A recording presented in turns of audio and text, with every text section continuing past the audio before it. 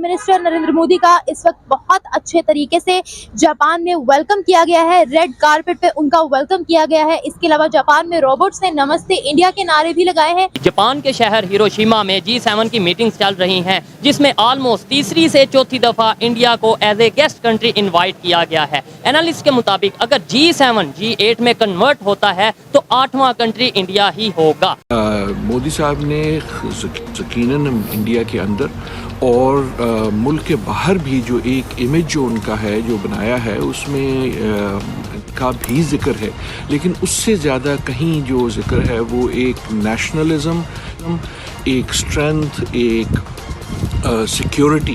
मोदी साहब ने अपने मुल्क के साइज और अपने मनसब के मुताबिक उन्होंने बिहेव किया। इनको तो आज तक ये समझ नहीं आ रही कि लाहौर का सदर या पंजाब का सदर किसे होना चाहिए। मोटी बात है, जट की बात है। हमारी आवाम इस तरह की है, वो जानवर है। जानवर को पता नहीं चल रहा होता ये खाना खिलाने लेके जा रहे हैं या अमेजिबा करने के लिए लेके जा रहे हैं। ठीक है, हमारी जो ये मोशत है ये बड़ी बोली वाली है। इसको आप सबक बाग दिखाएं, हम ये कर देंगे, हम वो कर देंगे, ये आपके पीछे चल पड़ेगी। भी आपके पास क्या है बेचने को? कुछ भी नहीं। इनके नाना ने रोटी कपड़ा मकान बेच लिया। हमारे लोग तो सारे सैलाब में मर रहे हैं, इन चीजों में मर रहे हैं। हम जो इंडिया से वैक्सीन इंपोर्ट कर रहे हैं और कह रहे हैं जी वैक्सीन, इंडिया वैक्सीन कैपिटल है दुनिया का। जिस बुरी तरह ये पिटे हुए, लेकिन अभी तक इम्कानात हैं, लेकिन उसके लिए जो कुछ करना पड़ेगा ये वो कर नहीं पा रहे। भारत क्यों बर्दाश्त करेगा? क्योंकि वो तो लोन्स और एड्स पे थोड़ी चल रहा है, हम तो खैरात पे चल रहे हैं ना। जय हिंद दोस्तों, आप लोगों को तो पता ही होगा कि हमारे प्रधानमंत्री मोदी साहब गए हुए हैं जापान, और यार जापान में उनका क्या जबरदस्त स्वागत हुआ भाई। पहले तो जापान में स्वागत हुआ, इसके बाद एक एक करके G7 के मेंबर्स ने उनसे हाथ मिलाया। हालांकि प्राइवेट क्लिप होती है तो वो अवेलेबल नहीं हो पाई, बट यार एक ऋषि सुनक के साथ आप लोग देख सकते हो उनका मीट करते हुए, और ऋषि सुनक कितना प्राइड फील करते हैं जब वो मोदी साहब से हैंड शेक करते हैं, और बहुत जबरदस्त स्वागत हुआ है, मैं बता दूं आप लोगों को। और जितने रिस्पेक्ट के साथ इंडिया को इस समय G7 नेशन में के बीच में देखा जा रहा है, ऐसा लग नहीं रहा है कि इंडिया एज अ ऑब्जर्वर गया है। ऐसा लग रहा है कि यार इंडिया भी G7 नेशन का पार्ट है। अच्छा, आने वाले एक दो मीटिंग में ये डिसाइड हो जाएगा कि इंडिया G7 का पार्ट बनने जा रहा है, G8 होने जा रहा है, और ये काफी प्राइड मोमेंट होगा क्योंकि G7 वो नेशन है। हालांकि अब G20 मेन है जिसमें डेवलपिंग नेशन है, इंडिया उसको लीड करेगा इस साल, लेकिन G7 भी एक ठीक ठाक नेशंस का ग्रुप है जिसमें डेवलपिंग कंट्रीज है। हालांकि सारे डेवलपिंग कंट्रीज की बात करें तो वो G20 में, बट G7 में भी ठीक ठाक है। तो इसके दुनिया की 7 जो सी बड़ी इकॉनमीज हैं, जिसमें अमेरिका आता है और दूसरे जापान वगैरह दूसरे इस तरीके से कंट्रीज आते हैं, वो G7 के नाम से आपने सुना ही होगा, उनका एक ग्रुप है जिसमें बार 2-3 दफा पहले भी इंडिया को इनवाइट कर चुके हैं G7 की मीटिंग में। अब फिर रिसेंटली उनके इंडिया के प्राइम मिनिस्टर नरेंद्र मोदी साहब को उन्होंने उधर वहां पे इन्वाइट किया है। क्या G7 का मेंबर यानी कि दुनिया की 7 पावरफुल कंट्रीज में जो एक ग्रुप है उसका मेंबर इंडिया बन जाएगा आने वाले टाइम में? मैं कहता हूँ कोई भी मुल्क, यानी कि इंडिया, देखें कोई भी मुल्क अगर अच्छी कोशिश करता है, बेहतरी की तरफ जाता है, डेवलपमेंट आती है, तो अच्छे मुल्क उसको खुद ही जो है ना वो इनवाइट करते हैं। अब हमारे जो पाकिस्तानी हुक्मरान हैं, हमारे एमपीज़ हैं, हमारे एमपीज़ को देख लें, वो आते हैं जब वोटिंग होती है तो घरों में चले जाते हैं, उसके बाद 5 साल पूछते नहीं है, फिर इस्लामाबाद रहते हैं, वो फिर पता ही नहीं, वो इस्लामाबाद रहते हैं, out of city, out of country, कहीं ना कहीं चले जाते हैं। अंकल जी आप बताएं, जैसे G7 मतलब आपको सादा अल्फाज में कहता हूँ, दुनिया की 7 बड़ी जो पावर्स हैं इकोनॉमी के हवाले से या ओवरऑल जिसे कहते हैं 7 पावर्स, उसका मेंबर क्या इंडिया बन जाएगा या बनने जा रहा है G7 का? आप क्या ख्याल? देखो जी, ये तो उसके टैलेंट के ऊपर है ना। अगर वो बन सकता है तो बन भी जाएगा, लेकिन बनना तो नहीं चाहिए कि हमारा पाकिस्तान जैसा मुल्क उससे बड़ा ताकतवर है, देखा जाए। और ये जो हमारे हुक्मरान की वजह से ना ये हम पीछे जा रहे हैं। देखो क्या करेंगे, हम कुछ नहीं कर सकते। कोर कमांडर हाउस में वाकया पेश हुआ और हमारे जो उनसे लीडर थे, बड़े बड़े जो उनसे कह लें जो हमारे हीरोज थे, उनके जैसे किसी का जहाज को डैमेज किया गया, किसी के घर को, जना हाउस को डैमेज किया गया। हम यहाँ पे अपने ही हीरोज के जो निशानियां हैं उन्हें डैमेज कर रहे हैं। और इंडिया के जो अगर उनकी बात करें गांधी जी की, तो उनके मुजस्मे को जापान में लगाया जा रहा है, इनॉग्रेट किया जा रहा है। मतलब यहाँ से हमारी सोच और हमारी वैल्यू, हमारी रिस्पेक्ट और हमारे का आइडिया होता है कि नहीं? देखिए मैं ये समझता हूँ कि हम कहाँ पे खड़े हैं, वो कहाँ पे खड़े हैं, क्या कहेंगे? आप खूबी जानते हैं कि हमारे मुल्क की हालात बहुत बुरी तरह मुतासर हो चुके हैं, वो इनकी हुरा कुश्ती में ये एक दूसरे के साथ लड़ाइयाँ कर रहे हैं, अवाम की तरफ को देख नहीं रहा, अवाम का जीना मुहाल हो गया है। ठीक है। आपको पता है पाकिस्तान की मईशी हालत जो है वो बहुत बुरी तरह मुतासर हो चुकी है। ठीक है। आपके सामने ही, हालांकि बांग्लादेश इन्हीं की गलतियों की वजह से ना वो अलहदा हो गया, इन्हीं की गलतियों की वजह से, इन लीडरों की गलतियों की वजह से। अच्छा सवाल किया है, लेकिन मैं यही बोलूंगा ये मुनाफिकत है। जो पाकिस्तान को इनवाइट मुल्क नहीं करता ना, ये मुनाफिकत है।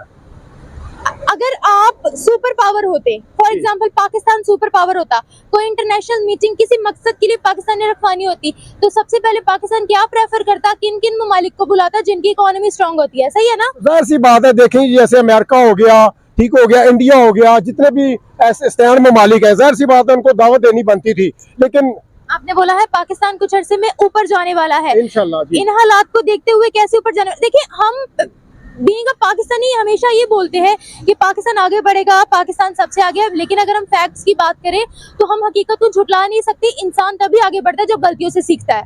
जी जी, बिल्कुल आपने एग्जैक्टली बिल्कुल आपने ठीक फरमाया। लेकिन अब हल क्या आपकी नजर में, क्यों नहीं बनवाया जाता? मुझे तो आपकी राय चाहिए। मैं वही आपको बता रहा हूँ ना, क्यों नहीं बनवाया जाता? ये मुनाफिकत ही है ना। मुनाफिकत क्या? अब आप पहले मुझे सिर्फ इतनी सी बात बता दें, पाकिस्तान की इकोनॉमी कहाँ पर है? हमारे लीडर्स बाहर जाते हैं, हम तो नीचे गिरे हुए हैं। हमारा मुल्क इस वक्त जमीन पे गिरा हुआ है। गिरा नहीं हुआ बल्कि हमारे हुक्मरानों ने गिराया है, जमीन पर गिरा दिया है ना। हमने कर्जे लिए हैं, ठीक है, ये कर्जे जो है हुक्मरानों ने लिए हैं, भुगतने हमें पड़ रहे हैं, ठीक है। तो मैं बड़ा डिफिकल्ट देख रहा हूँ। मुझे ऐसा लग रहा है कि हमारा पाकिस्तान को जो है ना अभी कम से कम 10 से 15 साल चाहिए स्टैंड होने के लिए। 10 से 15 साल चाहिए स्टैंड होने के लिए। तो मुझे एक बात बताइएगा, हमारा पड़ोसी मुल्क भारत है, G7 में उनको इनविटेशन दी गई है, रेड कारपेट पर उनका इनवाइट किया गया है। इसके अलावा एक रोबोट था जिसने स्पेशल इंडिया को नमस्ते इंडिया बोला। तो क्या लगता है क्यों भारत को प्रिविलेजेस दी जा रही हैं? देखें जी, भारत जो है ना, ये असल में आप बात जो है ना उसको अंडरस्टैंड करें। हमारे जो एशिया ममालिक है ना, इस्लामी ममालिक जो है, ये गैर मुस्लिम जो है, ये कभी नहीं चाहेंगे कि हम इनको इनवाइट करें, इनको सपोर्ट करें, इनकी जो है ना ये मोशे जो है ऊपर जाए।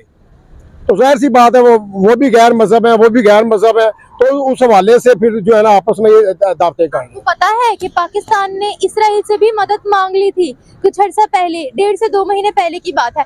अभी आपने मुस्लिम गैर मुस्लिम की बात की है, क्या आपको पता है सऊदिया की इतने रिलेशनशिप हमसे स्ट्रॉन्ग नहीं है जितने भारत से स्ट्रॉन्ग है? क्या आपको पता है दुबई की उतने रिलेशनशिप हमसे स्ट्रॉन्ग नहीं है जितने भारत से स्ट्रॉन्ग है? हमारी गल्फ नेशंस, हमारे अरब ममालिक, उनकी जो रेलवे लिंक है वो डायरेक्ट भारत से जुड़ने वाला है। आपको ये आइडिया है?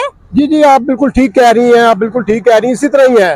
लेकिन बात यह है कि देखिए, जबरदस्ती तो किसी को अपनी जो है ना दावत करवा नहीं सकते हैं। ऐसे ही है। ठीक हो गया ना। ये तो वो जो ममालिक है दावत दे रहे हैं, इंडिया को दावत दे रहे हैं, गैर ममालिक जितने भी हैं उधर जा रहे हैं। हमें अगर दावत नहीं दी जाती तो मेरे ख्याल में ये जो है ना ये मुनाफिकत ही है। सर, मुनाफिकत वाली कौन सी बात है? हम भी अपनी इकोनॉमी स्ट्रॉन्ग करें, हम भी मेड इन पाकिस्तान को स्ट्रॉन्ग करेंगे तो हमें भी बुलाएंगे ना। कैसे स्ट्रॉन्ग होगी जी? हमारी तो इस वक्त मोशत जो है ना वो एक टाइम का खाना नहीं खा सक रही है, ठीक है। कैसे ऊपर जाएंगे? हुक्मरान जो भी आता है, PTI आती है, नून लीग आती है, जो सी भी जमात आती है, हमारी आवाम इस तरह की है, वो जानवर है।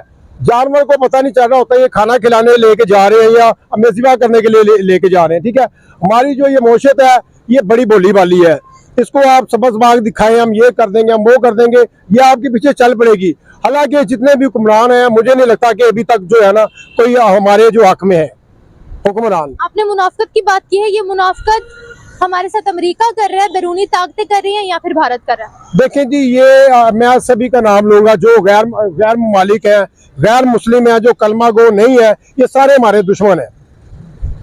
आपको पता है, मैं आपको एक बात बोलूं, पाकिस्तान में भी यार इंडिया का जो स्वागत किया गया और इतना रिस्पेक्ट दिया जा रहा कि आप लोग कई सारे चैनल्स पे इस समय देख सकते हैं, खास करके न्यूज चैनल पे, और बहुत ही जबरदस्त और प्राइड मोमेंट की बात है भाई। दूसरी तरफ अगर बात कर ले भिखारिस्तान को, तो भिखारिस्तान को एज अ ऑब्जर्वर की बात तो छोड़ दो, उन्हें मतलब G7 देखने का मौका टीवी पे भी नहीं मिला। G7 वगैरह तो इनके आसपास सुन के ये लोग बेहोश हो जाते कि ये है क्या। और G7 में जब नहीं गया और एक तो ऊपर से इंडिया की इतनी इज्जत और मोदी जी का इतना स्वागत किया गया, ये सब देखने के बाद तो भिखारिस्तान के लोगों की फटी पड़ी है। हर बात में वही कि यार जहाँ के लोग आटा लेने के लिए रो रहे हो वहां पे ये सब क्या होगा, वो सब क्या होगा। बेटा, आटा तो तुम लेने के कगार पे इसलिए आए हो कि तुमने आज जिहाद को बढ़ाया। दुनिया में तुमने जिहाद, इस्लाम के जिहाद और इस्लाम की बेइज्जती के अलावा कुछ नहीं किया। सिर्फ और सिर्फ इन्होंने आज इस्लाम धर्म को कुप्रचार किया। इतना बेकार धर्म नहीं है इस्लाम धर्म। जितना इन्होंने बेकार किया है, ये आतंकी संगठन को यही पनपवाते हैं जानबूझ के। आतंकियों का बीज यही ब्रेन वॉश करते हैं। इस्लामिक को इन्होंने, इस्लामिक धर्म को मैं कह रहा हूँ बहुत ही अच्छा प्यारा धर्म है, बट इन्होंने जिस तरीके से भिखारिस्तान ने इस्लाम धर्म को प्रेजेंट किया, आप लोग सोच नहीं सकते। मतलब यार इन्होंने ऐसा धर्म बना दिया कि जिससे अदर धर्म के लोग फियर करने लगे, बट इस्लाम ऐसा धर्म नहीं है। बहुत मैं माफी के साथ इंडियन भाई से जो मुस्लिम है उनसे बोलूंगा, बट यार भिखारिस्तान के मुस्लिम अपने ही मुस्लिम से बहुत अलग है। अपने मुस्लिम बहुत सही है कुछ को छोड़ के, बट यार भिखारिस्तान के मुस्लिम बिल्कुल अलग है। और उसी मुस्लिम की उनके थॉट की वजह से, नेगेटिव थॉट की वजह से आज देखो इंडिया कहाँ पहुंच गया। G7 नेशन में इतना इज्जत मिल रहा है। भाई भिखारिस्तान देख लो, कटोरा लेके भीख मांग रहे हैं दुनिया में, ऐसी वैसी हो रखी है, भूख से मर रहे हैं, तड़प रहे हैं, बिलक रहे हैं। तो ये हालात होते हैं, आप लोग समझ सकते हैं। जुड़े रहे भाई न्यूज एनालिसिस पे ऐसे वीडियोस के लिए। तब तक के लिए धन्यवाद। जय हिंद।